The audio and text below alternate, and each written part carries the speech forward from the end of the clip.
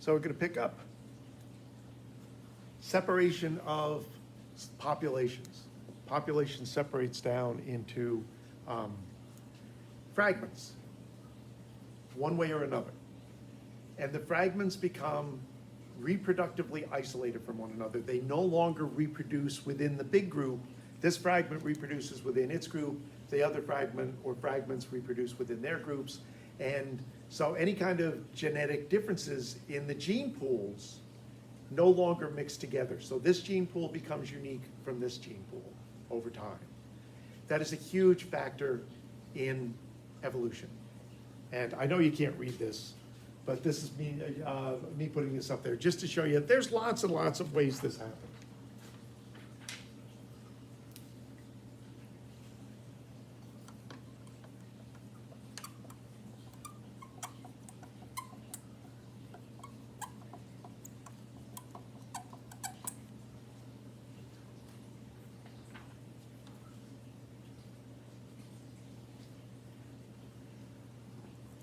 The cartoon that I had up in the previous one. The continents drift around. Is that at some point in the past they were all more or less merged together. They separated out.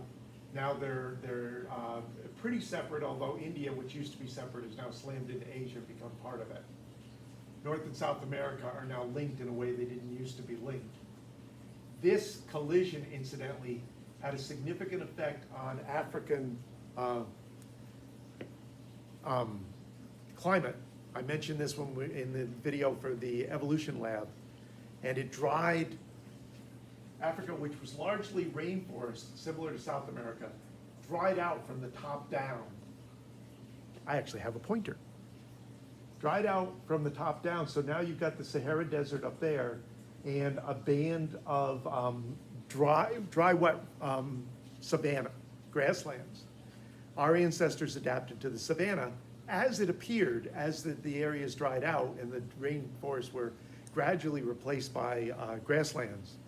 You know, some of our ancestors, they just stayed isolated in the rainforests, like the chimpanzees. And our ancestors wound up gradually working the fringes and getting better and better at working the open spaces. And the same way that monkeys evolved a subgroup into baboons, our ape ancestors evolved a subgroup into humans. But this is a major type of isolation, breaking, you know, here's Africa associated with South America, big cats, now they're separate. Leopards, jaguars. This is called geographic isolation. So what I'm going to do is give you a list of different types of isolation here.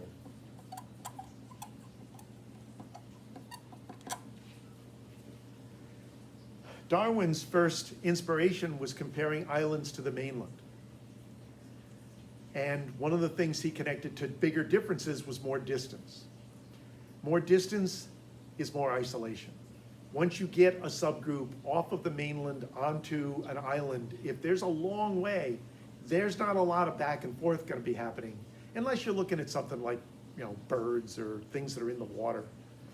So the isolation geographically varies connected to the mobility of the populations themselves. Some things are not that isolated by a water barrier, but you get mountain ranges that rise up, you get deserts that dry out.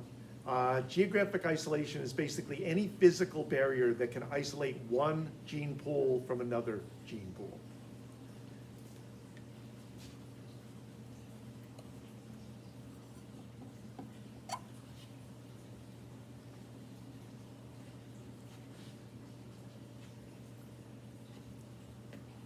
Birds of prey, hawks, eagles, owls. Well, imagine a scenario where you've got a population of hawks in the past, and you know they're day hunters, they're catching stuff. Within that population, there's a subgroup who, because of their allele combinations, has much better low light vision. So their best time of day to do their hunting, because there's less competition, and also the prey are not ready for it, is dawn and dusk, when the light is barely there, and they can go out, start hunting. Their relatives are active in the middle of the day, much more so because their eyes are more suited to middle of the day hunting. So you've got this group that's active at two different times of the day from the main group. And their jobs are different slightly.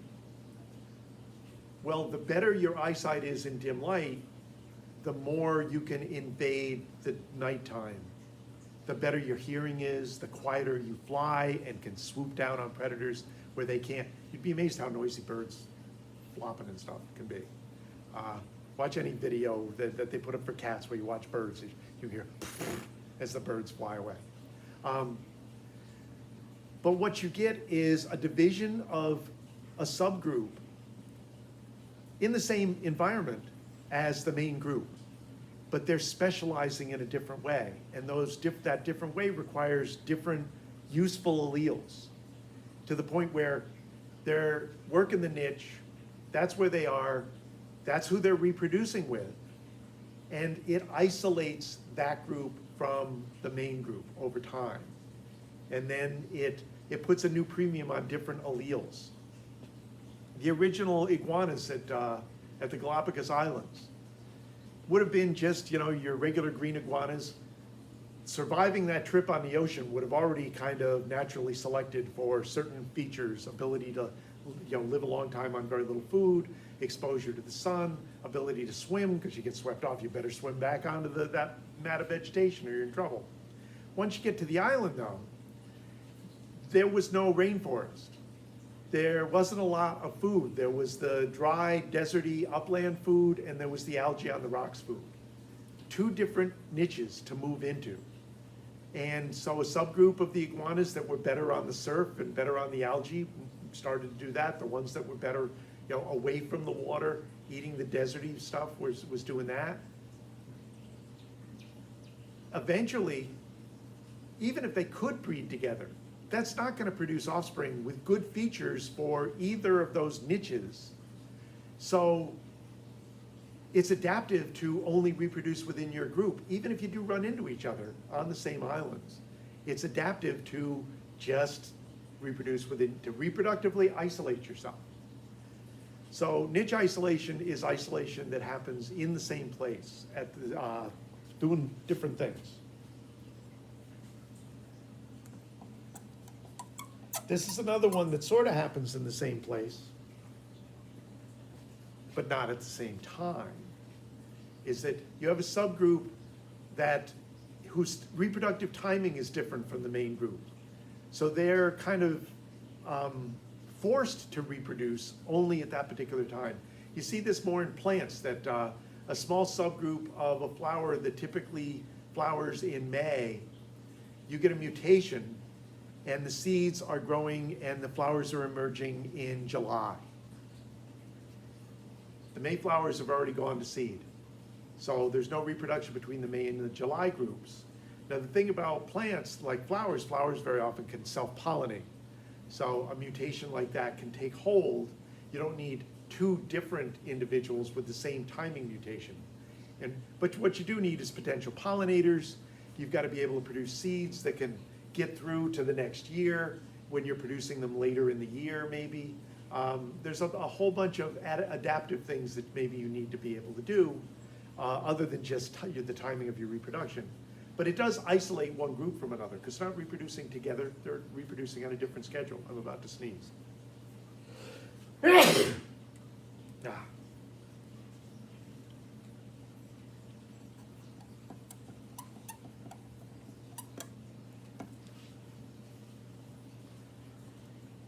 Now, when you hear the term sexual selection, you tend to think about mate choice, which is not the only way sexual selection works. Anything that gives you a reproductive advantage is sexual selection. But mate choice can be a big deal in sexually reproducing animals, where the male somehow has to show the female that he's a good choice to reproduce with, and he may be bringing her gifts, or you know, being really showy to say, look, nobody's been able to kill me, and that's a great thing to give to our offspring. So look at me dance over here, look at how brightly colored I am, and whatever he's doing. What you do find sometimes is on the same island, you'll have subpopulations of very, very similar bird species, but they're different species. How do you get that? The assumption is that certain behaviors, certain look at me behaviors, you get a subpopulation that likes one behavior over another. So over here you got a group that's looking for gifts, and over here you're looking for a group that's looking for displays. It's not something we've really seen in effect. All these other things you can actually find working out there if you look hard enough. These are just kind of an assumption. But how else do you get groups that seem to be very, very similar species that are on the same islands, in the same ecosystem, but the main difference seems to be how they go through mate choice. These do get weirder.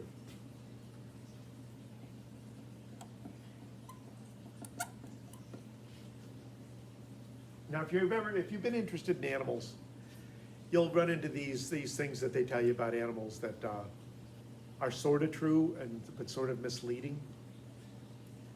They'll go, oh, there's more species of beetles than any other group of animals.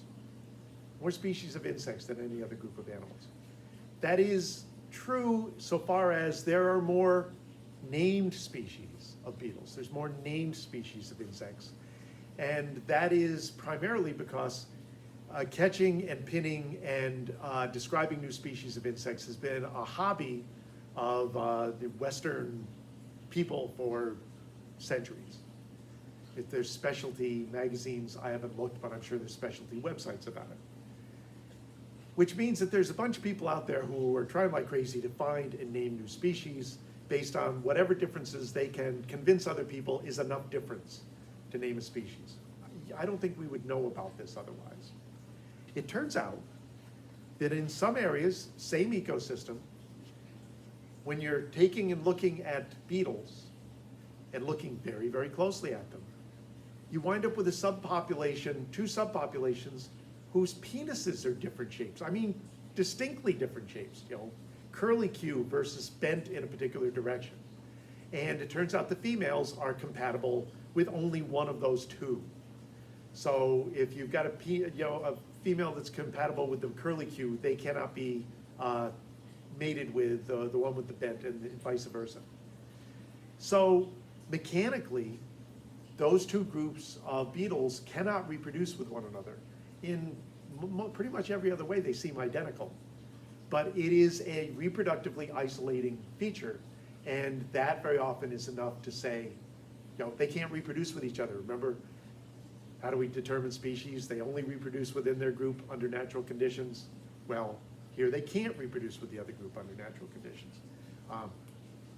It's odd.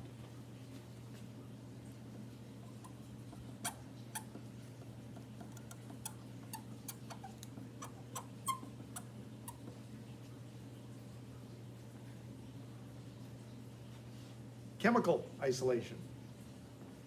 In order for flowers to reproduce, the pollen lands on the female part of the flower, the egg cells are way down in there, and the pollen needs to generate a tube for the sperm to migrate down to the egg cell. There needs to be an interaction between the pollen and the surface in order for it to do that. And sometimes there's incompatibilities. Same species, but this female flower will not respond to a subset of the pollen. They'll only respond to a particular subset of pollen. So they'll only reproduce with a particular subpopulation of the overall population. That's a chemical incompatibility, and it isolates one group from another. In animals, the same sort of thing may be immunological, where there are proteins in the semen that produce an inflammation in the female system. This happens in people sometimes. They'll be told, oh, you're allergic to your husband's sperm. Well, what's happening is you're allergic to some protein, some molecule in semen that is producing an inflammation in the system that's making the sperm getting to the egg cell pretty much impossible. And again, it's an isolating factor. It's a somewhat rare isolating factor in animals, but in plants it's relatively common. It gets even weirder because sometimes you know, and you think about this, gotta happen a lot. Pollen from one species lands on the female parts of a different species. And sometimes they are chemically compatible, and you wind up with a hybrid. Plants hybridize way more than animals will, where they will combine, you know, one species, one set of chromosomes with another species, one set of chromosomes, and produce a hybrid form. So sometimes chemical incompatibility works, chemical compatibility works. That is it for that particular chapter. So that's it for chapter 5.